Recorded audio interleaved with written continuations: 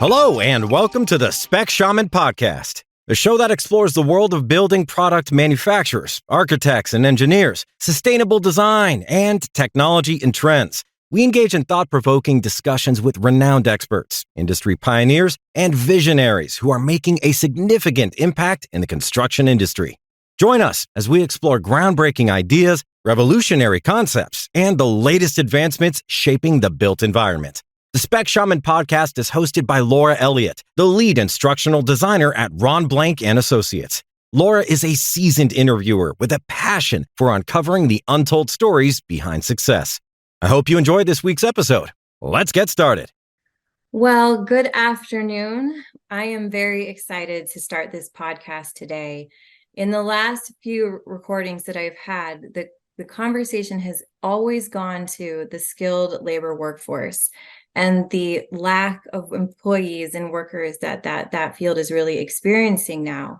There's a growing chasm happening within the construction industries with skilled labor force workers. So I have spent some time on LinkedIn and I came across this wonderful human being, Brad Benedict, a New York State workforce advisor with Transfer. And he is doing something remarkably unique to increase CTE programming in K-12 spaces and to help that gap of workforce labor that a lot of industries in the building manufacturing spaces are experiencing. Welcome, Brad. We are so glad to have you. Oh, thank you so much for the time here, Laura. And flattery gets you everywhere. You sure know how to make a grown man blush. I appreciate the time today. Of course, yes. I'm so excited to get this conversation going. So we're going to launch right into it. Your work involves career and technical education programming and VR technology. It's a wonderful mashup. Could you tell us a little on how those two fields are being integrated through the role that you have? Yes, absolutely. So to kind of butcher a quote here from Maui from Moana, I'm a girl dad here. I've got two young girls, so I may drop some dad bombs here in my references, but it's important to, kind of understand, where you were in order to understand where you're going. Mm-hmm. And the reason why we are using this, virtual reality technology and making an impact in the CTE programming space is really twofold. First, as you had said, Laura, there is a big gap here in the qualified workforce that's out there. For every one job opening that's out there, there's 0.7 of a person available, to fill these positions. And when it comes down to the skilled trades, there's already a workforce shortage that's out there, and they're projected to grow, as we move into 2030. So we identified that, there's drastic need to fill these roles, but then we also took a look at it from the student perspective and from a socioeconomic perspective where, a lot of times we've been told over the years that the only way to a sustainable living is through a 4-year college degree. Mm-hmm. And while that is a phenomenal option for some, it's not exactly the best option for all. And that leads us to the question of, if not college, then what? And when we look at it from a socioeconomic standpoint for the next generation, Brookings did a study where 89% of well-off students apply or enroll in post-secondary education. That kind of tracks. Mm-hmm. 64% of middle-class students apply as well. And I'm sure that kind of varies by, upper middle class versus lower middle class. But the thing that really stood out to me is that for low income students, only 51% of students that are out there enroll in post-secondary education. Mm. So going back to my question of, if not college, then what? That's where I think CTE programming offers a great path to sustainability post high school graduation.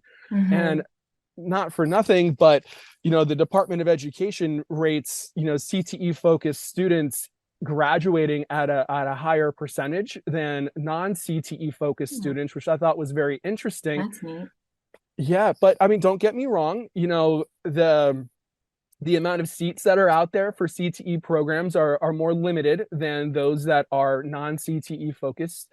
So, that does kind of show that while there is a higher percentage, the majority of those graduates are non-CTE focused. So understanding the workforce challenges and the need that's out there for students that a college pathway is not the right fit for, we've made career exploration and training simulations in virtual reality to help break the stigmatization of the skilled trades, introduce these options to students at a younger age, and help get them on a clearer classroom to career pathway to help, especially for low income students, which was me growing up, not gonna lie, really break those generational poverty loops and kind of get them off to that rolling start after they graduate from high school. No, I mean, I think that this is an incredibly important conversation to be having, and I think that the work you're doing is really needed. When you think about what inspired you to get to the CTE programming and to really push that initiative, what drives your passion for the field? You just talked a little bit about your background. Does that influence what you're doing? It sure does. I grew up raised off government assistance. My grandmother raised me while taking care of, my mother, my aunt, and my uncle, her 3 children, who all had various mental disabilities ranging from schizophrenia down to autism. I'm fortunate enough that I was not impacted by these situations, but life for me growing up was very, very different than that of my middle class and upper class peers. And it took until my mid 20s, maybe early 30s, to really kind of get my footing underneath me professionally. I've accomplished some really great things in my professional career. I ran my own restaurant for over a decade. I worked for Apple and T-Mobile before getting into ceramic manufacturing. But it wasn't until I got into manufacturing where I realized that there's tremendous opportunity in manufacturing, that there's a lot of jobs out there that require more than a high school degree, but less than a 4-year college degree. These middle skill jobs that are out there. And I just wish that a younger version of me would have realized this when I was 16 or 17, instead of falling into this when I was 30, 31, 32. Right. So it's been an accumulation of my life experiences that kind of really put me into a position now where I can really help a younger version of me save time, save money, figure out what their passions are, and get them off to that rolling start. Because I'll tell you, breaking generational poverty loops is not easy. And the fact that I'm even here talking about it is an anomaly, because I should be another one of those forgotten statistics. But it's hard work, determination. And I give credit to my grandmother, may she rest in peace, Linda Pouts, that she given me the backbone to be the man I am today. And if it's something that I could use to help motivate the next generation, as they say in Spider-Man, with great power comes great responsibility. And I would love to do anything I can do to help a younger version of me. No, and that really resonates with me as well. I was a K through 12 teacher. I taught in middle school and high school environments, and I worked with children with emotional behavior disorder and also children that were at risk, and just a lot of students in general that didn't necessarily fit the traditional pathway that's really been promoted in the last couple of decades. And I watched a lot of disconnect happen, right? I watched the students not necessarily feel really confident about going to a college path. They weren't ready. They didn't know what they wanted to do. And I would have these conversations a lot of the time working with these students, and I understand the trades really well. I have a background in it. I know I've grown up really familiar with it. My husband's a rig welder. Like there's a buy-in that I have, and I always tried to make sure to communicate that wasn't the only pathway, right? That there's not necessarily, I think there's almost a stigma, like you mentioned before, that if you're not going to college the second that you graduate high school, you have failed. And I feel like that messaging really is a flaw to our young people today. I think it doesn't do them any good.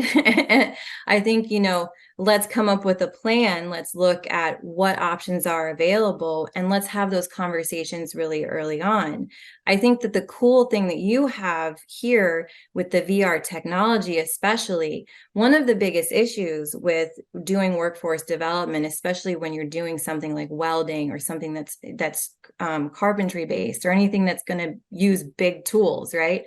You can't really introduce those really young in a real setting, right? There's a huge liability issue trying to get someone to learn how to run a bead at 10 years old. Like that's a no. Like no school is going to take on that liability. But with the VR technology that you're offering, earlier on, kids can get an exposure to some of these really awesome trades that give great career paths and great financial stability, right? They do help to break those lower SES background situations and the poverty loops, and they help to improve the quintile issue that we have with students and access. And so I really feel like it's a powerful thing that we're able to take VR technology and integrate it into this CTE development in these K through 12 spaces, because kids are getting exposure earlier on, and it's not as foreign, right? Because a lot of times CTE doesn't really show up till you're in ninth grade. We don't really talk about it at that point, and by that point, kids have been kind of across the board pushed into a college path. And I think with the technology that you're offering, those doors can be opened also in the CTE space, and kids can really look at all of their options. And I think that's really remarkable. So now that we're talking a little bit about the VR technology, how do you leverage technology innovation to achieve the vision of opening up skilled trades in the education space? Well, that's a great question, and there's a multifaceted answer to it, because we use this technology in two ways. So we'll use it for raising program awareness through career exploration, where we found that, and I'll speak from personal experience here. You can't be what you don't see, and when it comes down to career pathways, a student will understand traditional roles: doctors, lawyers, teachers, police officers, X, Y, and Z, and perhaps even what their family do or what the adults in their social circle do. Mm-hmm. But there's so many more options that are out there that I like to say are hidden in plain sight. Mm-hmm. These manufacturing jobs, other healthcare jobs outside of being a doctor or a nurse. And what we're doing is we're leveraging this virtual reality technology to introduce these students to these pathways in a fun, safe, and engaging way.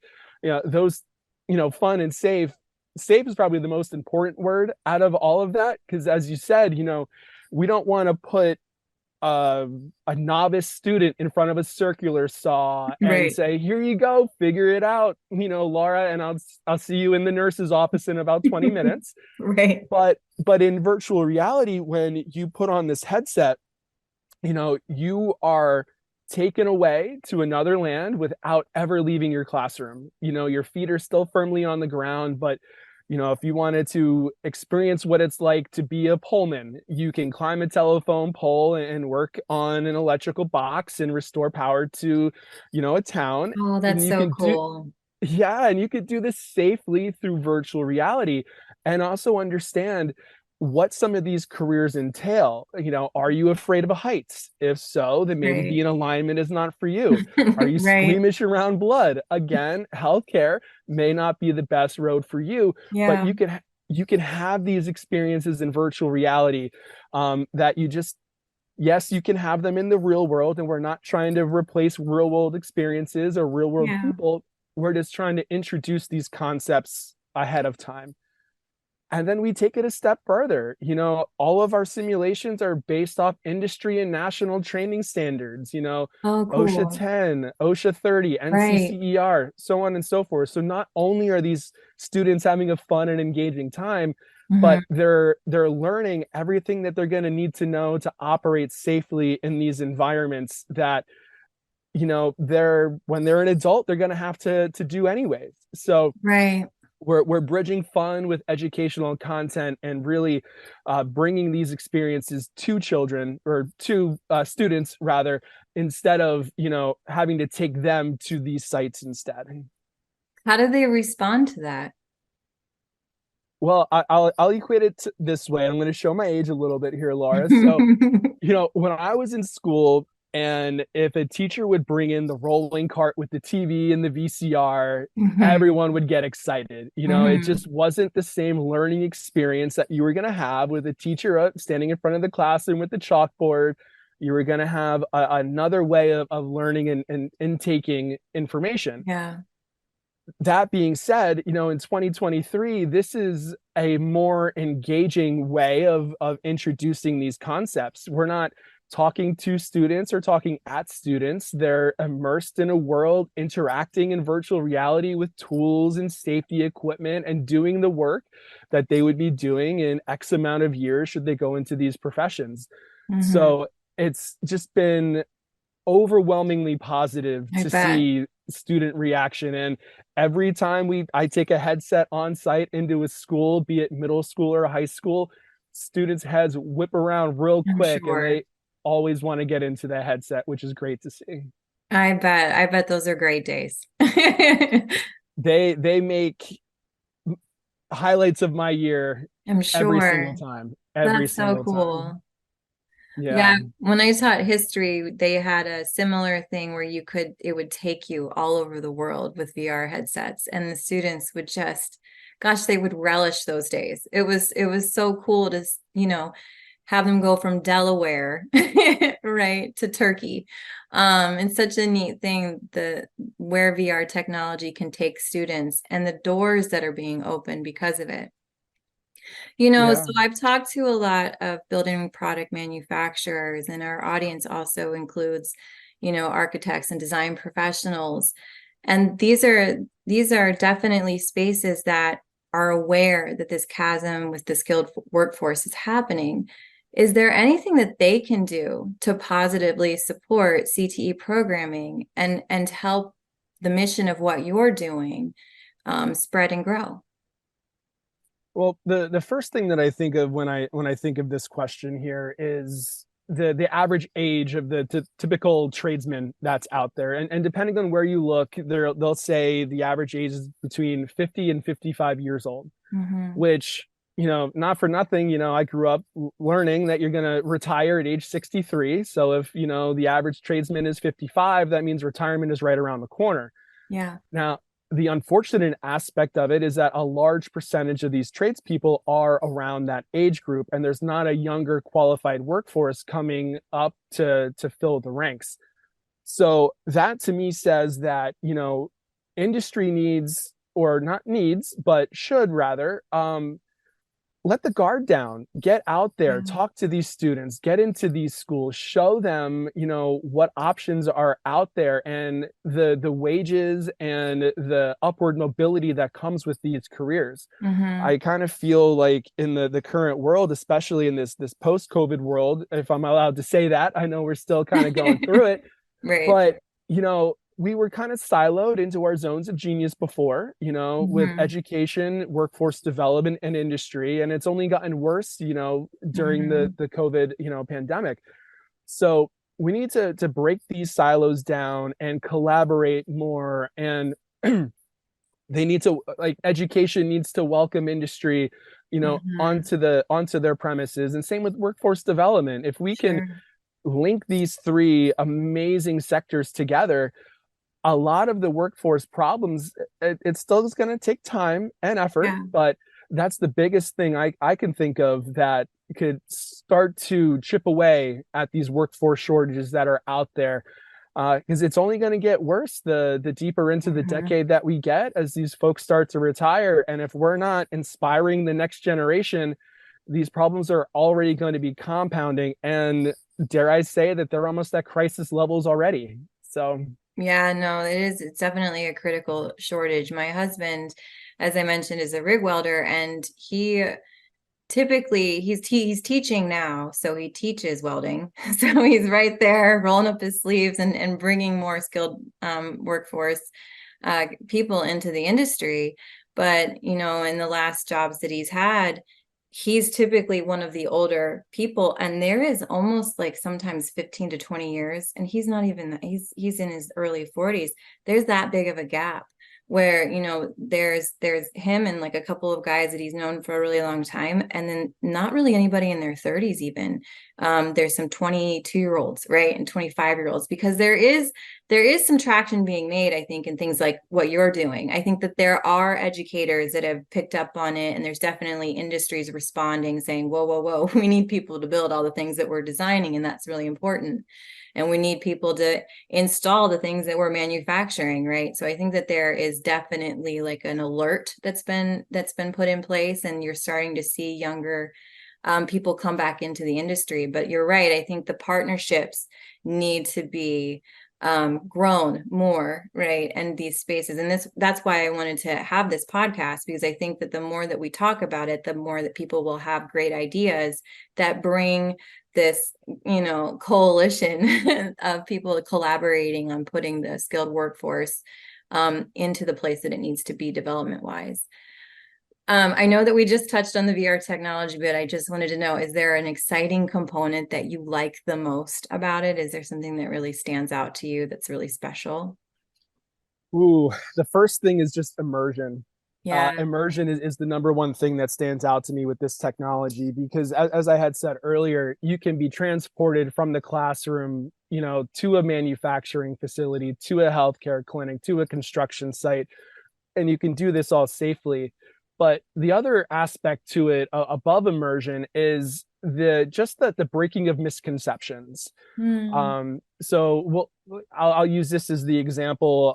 Again, kind of going back to me being a girl dad here. I want my two daughters, Kelsey and Brooke, ages 10 and 7, to accomplish whatever the dream is that they have when they come of age. And if that's going to be getting into the trades, I want to be able to support them in it. Now, I'm sure I'm preaching to the choir here, but we know that the trades are, typically male dominated, and, there has been some roads here, but, I was looking just earlier today, the skilled trades, 96% is men that are working in these fields, and 4% of them is women. That's an intimidating thing. And I don't want to speak for women out there, but when that is so lopsided like that, there's just a natural intimidation that will come, that will drive them away, even though they have the skills and the qualifications to land these roles and thrive and excel. So that's the one thing about virtual reality, is that, yes, we have genders out there, but careers don't have genders. They're just careers. And if my daughters want to get into it, virtual reality is a way for them to experience these options without peer pressure or peer influence, and truly make that informed decision for themselves. So, when it comes down to breaking those stereotypes and doing it in an immersive and fun way, those are the very first things that, to me, are very exciting about this VR technology and how it's evolving. Yeah, it creates a level playing field, Yeah. And I think that that's very cool, because it makes it accessible to all. I think that I was talking with Sydney Sims in a previous podcast, and she was talking about a camp that was especially for girls, where they got to have exposure to all the different skilled trades, and it was really focused on bringing that to them. And I think that those pushes and initiatives are important, because if your population is about 50% female and you have a growing chasm in workforce development, bringing it to girls is a no-brainer. And, making them more comfortable with those things is really important. It's a really good thing also as a girl to be able, or a woman, right, to be able to understand how to change your own oil, or change a tire, or be exposed to a lot of those spaces that I think that were very male dominated for a very long time. And as we, open these doors, I think you'll see more and more women step up, and it's cool that you're also doing it for your own daughters at home, right? You're practicing it, and I think that's really amazing. Something that just stuck out to me, though, you were talking about VR immersion in a manufacturing site. Can you tell me a little bit about that? Is that part of like, do you go and do a recording at a manufacturing site? Like, how do those partnerships occur? Well, gosh, so developing our simulations, it's no easy feat. It's a lot of Yeah, time, a lot of collaboration. We have hundreds of hours of subject matter expert conversations that we develop all of these simulations around. And, like I said, Laura, these are also based around industry and national training standards. So right. we're not, yes, we are making these simulations fun and engaging, but like I had mentioned, it's backed with that educational content that's very, very necessary. Mm-hmm. So the most exciting thing, so when I worked in manufacturing, I ran the calibration department. So a lot of the new hires that were coming in, I had to train them on how to use micrometers, calipers, do press setups and take measurements and things like that. And these are instruments that for novice people coming into the industry are cumbersome to use. Right. You almost have to develop a specific muscle memory, to use Mm-hmm. them and to thrive. And, you know, turnover rates in manufacturing are quite high, and that's really how we even got our start here Yeah. at transfer, was because of high manufacturing turnover rates. We got our start here down in Alabama, partnering up with AIDT, workforce development down in Alabama, and they had a manufacturer that was having problems. Their retention rates were 30%, Oh, wow. which in any industry, 30% is not good. Right. And it's also very, very expensive. And it doubled into, from what I saw working with my manufacturing employer, where a lot of people go into these positions and they don't fully know what they're getting themselves into. So we made these precision measurement simulations, trained people without having them use the physical instrumentation, these micrometers, the calipers, X, Y, and Z. And they had a hiring manager from the employer partner from AIDT go down, and they tested 20 people with having their first experience with these instruments. And it was so exciting, where the results to this were really fascinating to me, right? Yeah. So one participant decided right out of the gate, no, thank you. This is not for me. I'm going to go and I'm going to do Yeah. something else, which is great for them, saves them time, frustration, the resume as well, because you don't want to have employment gaps on your resume. But then for the employer as well, that disqualified them from that employment option. Again, saving the employer time and money and X, Y, and Z. Yeah. The other 19 folks that went through it passed the inspection, with flying colors, were offered jobs on the spot. And what went from 30% in employee retention rates became 92% employee retention rates after 6 months. Oh my And gosh. now, a That's couple staggering. years later, yeah, over 250 employees have been hired, and they're still maintaining that 90 plus percentage for employee retention rates. And Mm. I think it all stems down to people understand what they're getting themselves into. They have the skills to learn, grow, and thrive. And if you can do that, then retention kind of is just the natural next step. But if you're Yeah. missing those applications, that's where you're going to have those lower retention rates that are going to cost companies money, cause frustrations for, the employee. So we've been having so much success just even in that atmosphere in Yeah. manufacturing. That is, I'm sure that more than a few manufacturers have ears have perked up if they made it this far in this conversation. They're probably like, yes, this is definitely a great solution. Um, so now that there are solutions, right, it's about getting the word out, right? Because now you Yeah. guys have created something that's viable and it's really creating exposure, and resolving some issues that the manufacturers are really experiencing. So when we're talking about the spaces where building product manufacturers and AEC professionals could collaborate with the CTE education providers and state partnership initiatives to incentivize young people to join the trades, do you feel like it's successful? Like, are they hitting strides of success now? Um, I think it's challenging, but Yeah. it's definitely a step in the right direction. the alarming thing to me when it comes down to CTE programming is there's limited seats that are out there. And even if you were to push a lot of these students through CTE programming, the numbers still don't add up to solve the workforce shortage crisis that's out there. So there needs to be more CTE programming that's out there to help get these students to move through. But just like there's a workforce shortage in a lot of the skilled trades, there's also workforce shortages in education as well. There's not a lot of teachers that are out there, especially trades teachers, which are very specialized, to educate these students.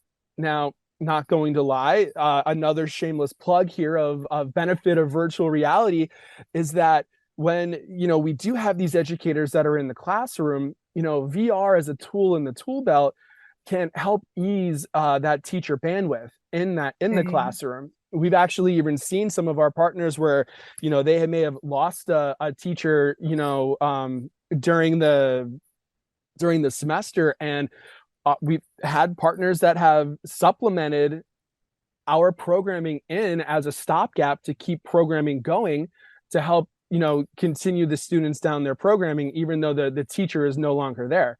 Now, like I had said, though, we're not replacing people. I don't really feel like VR should be a sole solution. I feel it's part of a solution, but not the solution.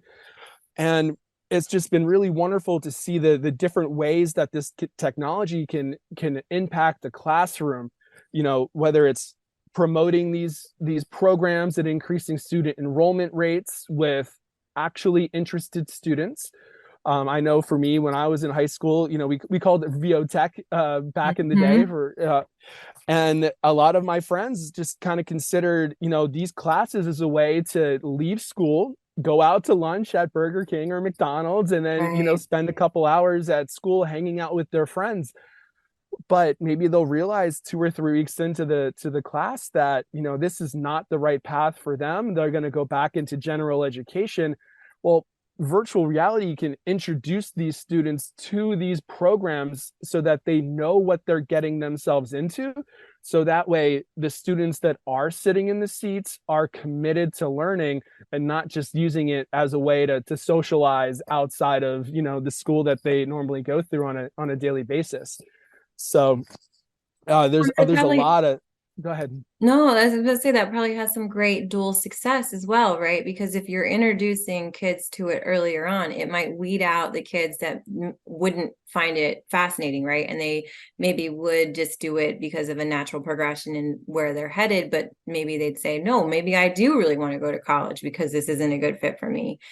And, at the same time, students that might be heading to college, if they get that exposure and they're up there on a pole, but doing a VR technology immersion experience, and they're up there like, this is amazing. And then they go, linemen make how much a year? Let's talk about some of the financial incentives for some of these trades. I mean, there's a great living to be made in some of these skilled workforce spaces.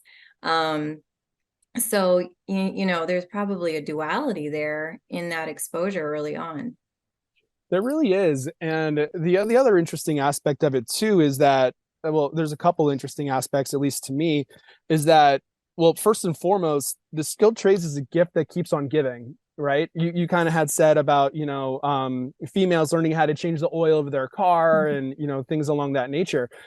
Yes, technology will, go. I mean, we're seeing it in the automotive industry now as they're transitioning from, gasoline cars to electric vehicles and the skill sets that are needed to go in. So, the students that are going through these programs are going to have a skill set that's going to last them a lifetime.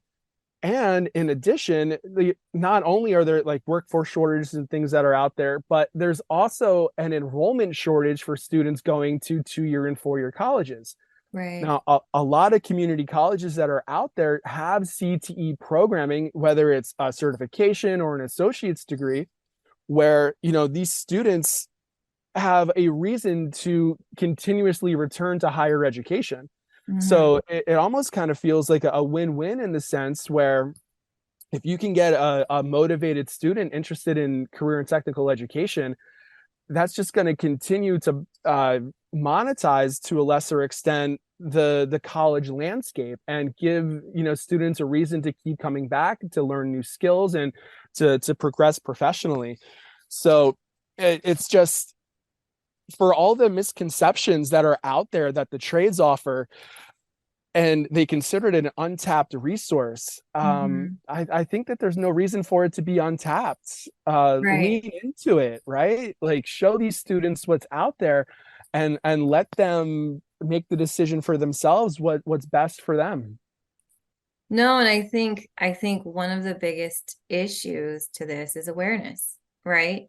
And one of the reasons why we're here today is because you are raising awareness in the role that you do. Specifically in the LinkedIn space, which has like grown exponentially, I think, since the pandemic. There's a real opportunity to market ideas and to push forward some of these areas that really need some attention. So how do you approach marketing and promoting CTE development in spaces like LinkedIn? Well, I mean, you hit the nail on the head, Laura. It's all about getting the information out there. Virtual reality is an emerging technology. It's most known for gaming and entertainment. It's not really known for educational content. Another aspect to immersion, before I started working, at Transfer, I have been a VR enthusiast myself. I've actually lost 65 to 70 pounds boxing in virtual reality, pre-pandemic. So I was already bought in on the immersion aspect of it as well. Shout out to Supernatural. Thank you for getting me moving again. But it's just introducing industry and workforce development and education to the technology of virtual reality and how it could be practically applied in the classroom, both as a recruiting tool to introduce students to different career pathways, but also that supplemental tool to speed up knowledge retention rates, increase test scores, and a lot of the work-based learning that goes on in these CTE programs. We can talk about safety, and safety is incredibly important, if not maybe the most important aspect that's out there when it comes down to, hands-on CTE, coursework. But at the end of it, if you can get the skills in VR ahead of time, and then take what you've learned in VR, apply it in the real world with the real tools, the real consumables, and do the real work that you'd be doing anyway. You're really setting yourself up for more success at a quicker rate, because in virtual reality, more of your senses are engaged through the education process, which makes the lessons engaging, fun, and sticky.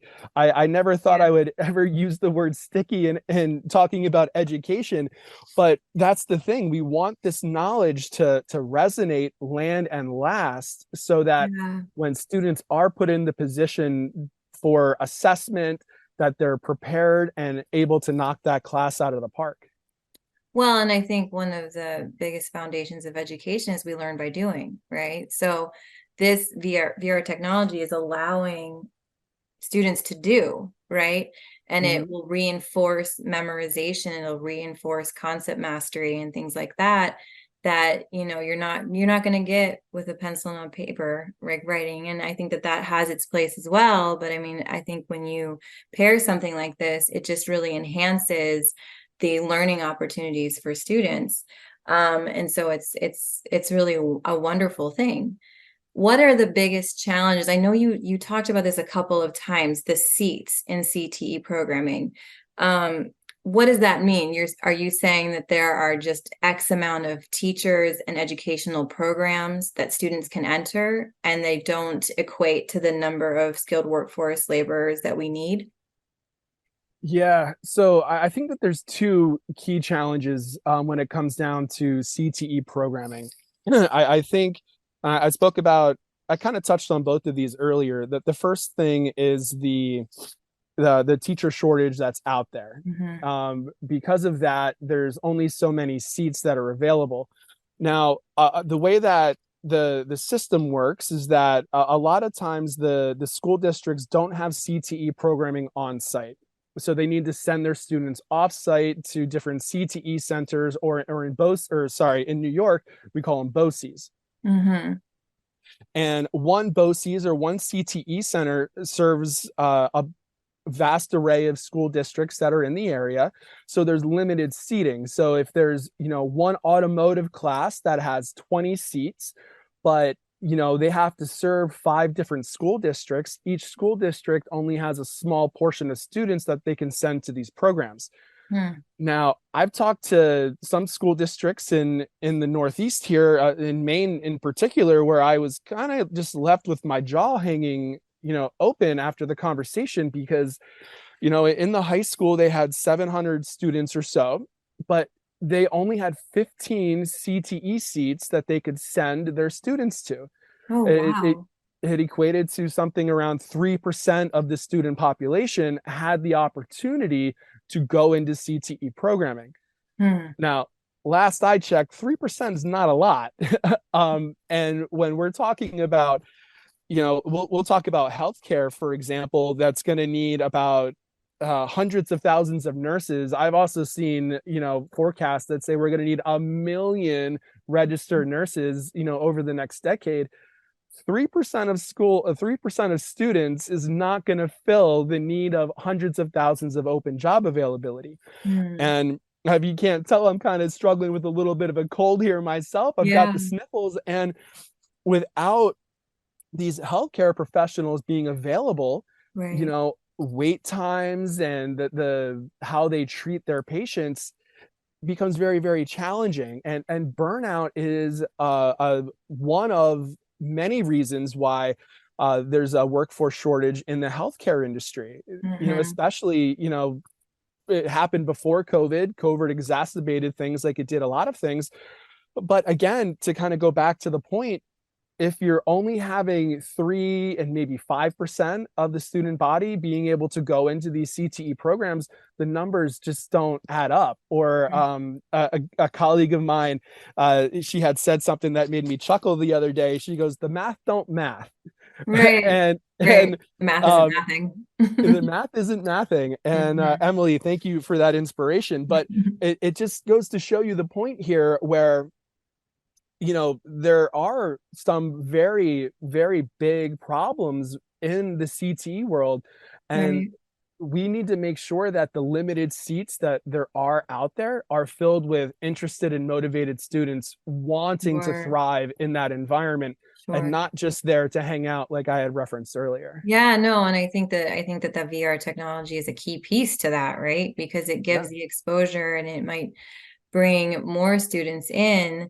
And mm, I think that you brought up a really key issue here is the number of seats need to increase, right? So that's yeah, a fundamental aspect that I think if any manufacturer or design professional is interested, they design things and they make things to be built. So maybe we they could build some do. more CTE seats for these students so that we can have the labor force that we truly need to build the beautiful things that everybody designs and creates.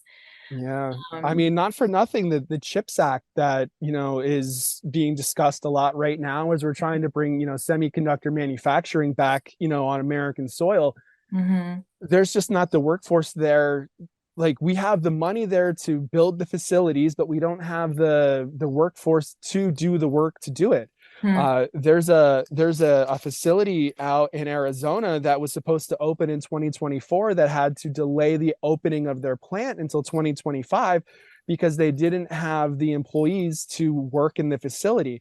And Right. they ended up having to import facilities in from overseas just to meet the deadlines that they're currently working. So when you talked or asked the question about how industry can, kind of get in there and help raise awareness to these programs, they have a lot of reasons to do so. Yeah, there's a big And incentive. yeah, so I think, you know, it's fine to have the money and the jobs that are out there, but it's all a moot point if we don't have the qualified workforce to fill those positions.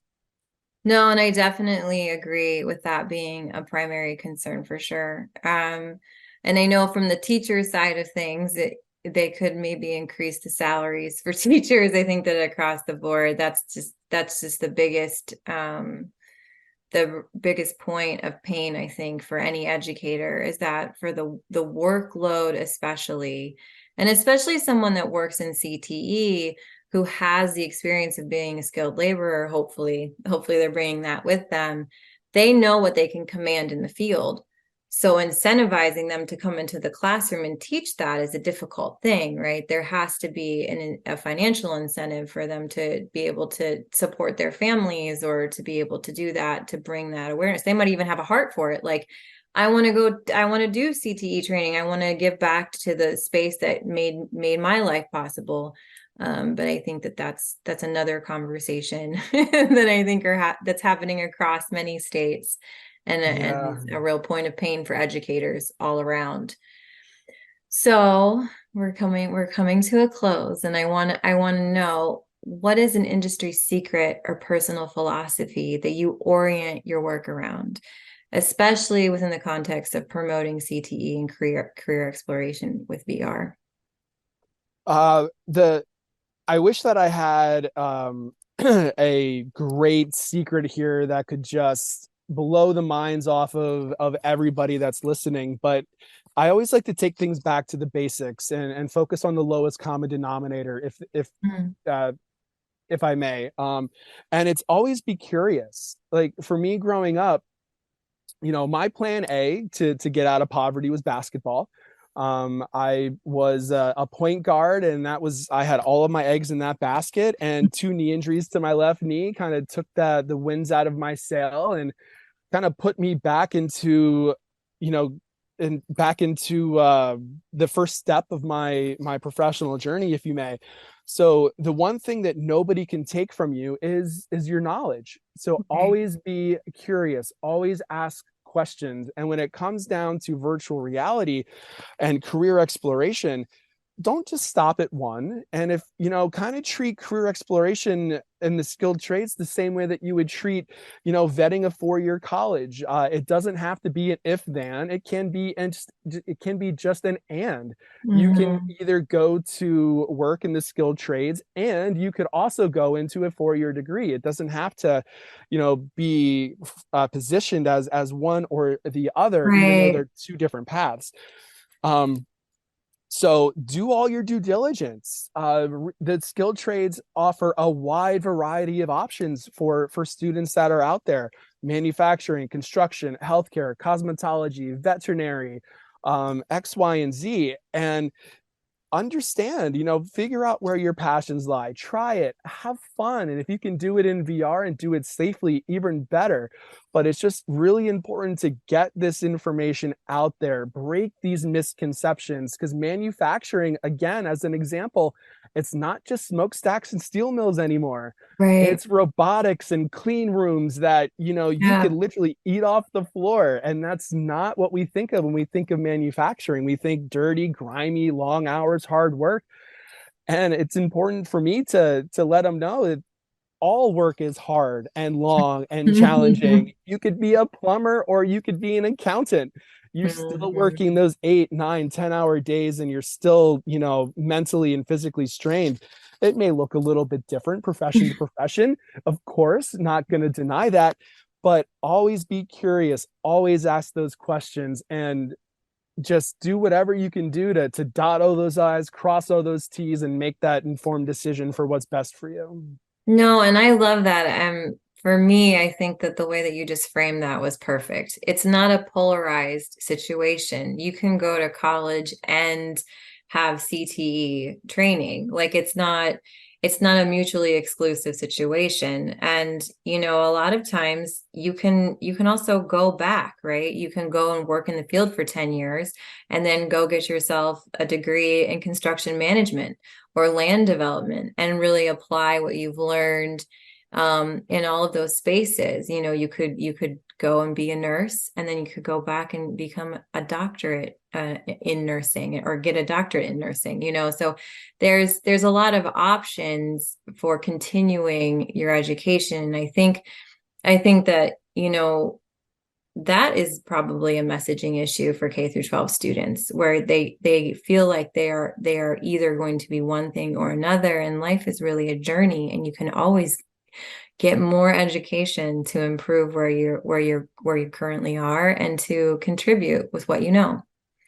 So in light of your unique journey and expertise, what are your final thoughts on how architects and building product manufacturers and educators can collaborate to foster growth and better prepare the workforce for the future? Again, I kind of sound like a broken record here, Laura, but it's all break those silos, get out of your comfort zone.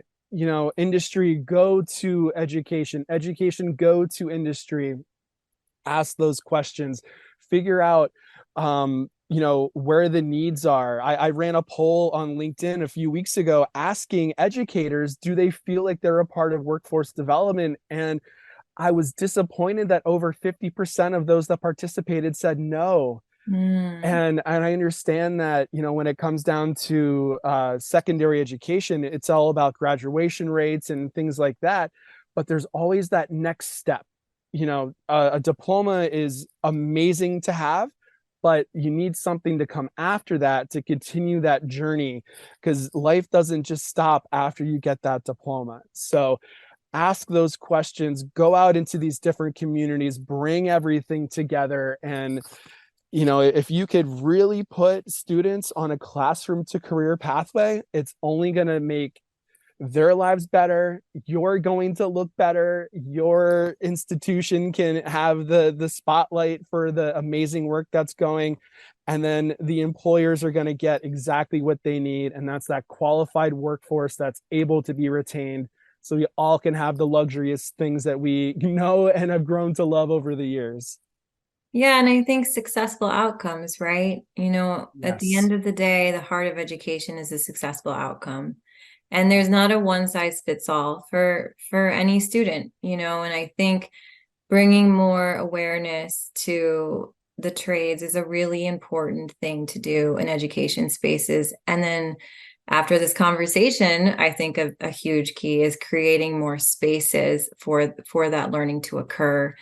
And so, it's almost like a call to action as we close to create more space. And I really appreciate the work that you're doing to raise the awareness, to bring the programming. I think you're right too. Manufacturing spaces aren't what we imagine. I think in the older generations, we probably imagine a different picture than is real. The safety aspect that you've talked about with OSHA and the certification exposure that they're going to be getting, that is a huge add value to manufacturers, to have a workforce that understands safety code, at 15, right? You're not trying to train a 28-year-old on OSHA 10.